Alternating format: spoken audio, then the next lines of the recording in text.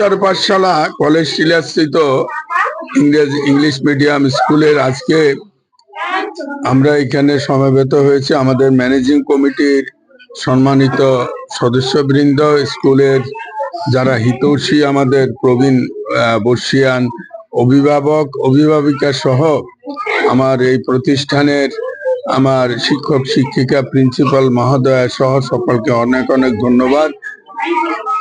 আপনারা জানেন যে আমরা যারা সনাতনী, আমাদের হিন্দু ধর্ম সনাতন ধর্মকে রক্ষা করার জন্য এই পৃথিবীর মধ্যে আমরা বলি ভগবান শ্রী শ্রী রামকৃষ্ণ, তার হাত ধরেই স্বামী বিবেকানন্দ সারা বিশ্বে সনাতন ধর্মকে রক্ষা করার জন্য শিকাগো শহরে উনি সেখানে বক্তব্য রেখেছিলেন সনাতন ধর্ম সম্বন্ধে।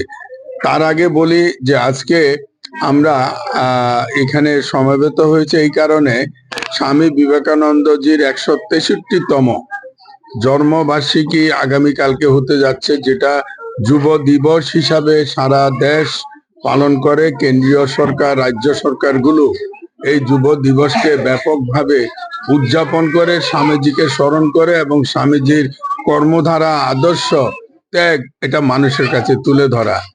আমরা আমাদের এই ইংলিশ মিডিয়াম ঈশ্বর পাঠশালা স্কুলে আজকে সেই অনুষ্ঠানটাই করছে, ছোট ছোট কচি কাঁচা ছেলে মেয়েদের নিয়ে অভিভাবকদের উপস্থিতিতে এবং আমাদের সম্মানিত অতিথিদের সামনে রেখে। কারণ স্বামীজি ছিলেন এমন একটা ব্যক্তিত্ব যিনি আমাদের বিশ্বের দরবারে সনাতন ধর্ম, হিন্দু ধর্মটাকে প্রতিষ্ঠা করেছিলেন।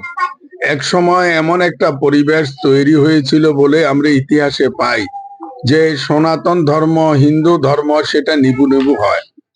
ঠিক তৎকালীন সময়ে মায়ের আশীর্বাদে বলুন, রামকৃষ্ণ দেবের ভাব শিষ্য বলুন, এবং আমরা বলবো যে অবতার হিসাবে স্বামী বিবেকানন্দ এই পৃথিবীতে এসেই সেই ধর্মটাকে রক্ষা করার জন্য প্রয়াস নিয়েছেন। আমি যতটুকু জানি, আমার একটা ছোট্ট কর্মজীবনের অভিজ্ঞতার মধ্যে দিয়ে আমি গিয়েছিলাম এক সময় কাশ্মীরে। সেখানে ক্ষীর ভবানী বলে একটা মন্দির আমি পেয়েছিলাম, যে শ্রীনগর থেকে প্রায় 70 কিলোমিটার দূরে। সেখানে গিয়ে দেখলাম ক্ষীর ভবানী মন্দিরটা এত সুন্দর জায়গা থাকতে এই পাহাড়ে, জঙ্গলে, গভীর অরণ্যের মধ্যে এখানে কেন মা আসলেন ইতিহাস জানলাম। এবং সেটা এই যে মা ক্ষীর ভবানী, সেটা দুর্গার আরেক নাম। উনি ছিলেন লঙ্কার মানে ইষ্ট দেবী ছিলেন। আমরা যেমন মা দুর্গাকে পূজা করি, মা দুর্গাকে আমরা স্মরণ করি, আমরা তার আশ্রয়ে আছি। মা কালীকে স্মরণ করি, মায়ের আশ্রয়ে আমরা আছি।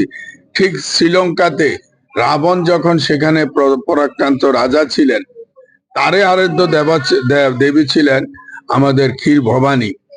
তো ক্ষীর ভবানী সীতাকে অপহরণ করার পর তখনই এই ক্ষীর ভবানী লঙ্কা ত্যাগ করে উনি তখন আশ্রয়, রাবণের হাত থেকে রক্ষা পাওয়ার জন্য ওই শ্রীনগরে সেই গভীর অরণ্যে সেখানে গিয়ে একটা, এটাকে বলে চিনার গাছ,